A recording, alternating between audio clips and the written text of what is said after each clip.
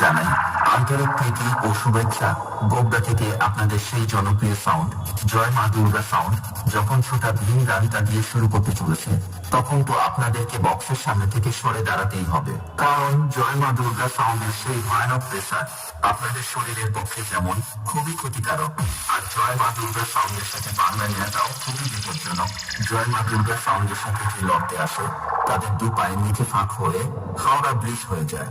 আর জয় মা দুর্গা সাউন্ড হলো সেই ভয়ানক বাদশা যার সামনে কেউ লড়তে আসলে ভিতরের প্লাস বাইরের প্যান্ট দুটোই ভিজে যায়।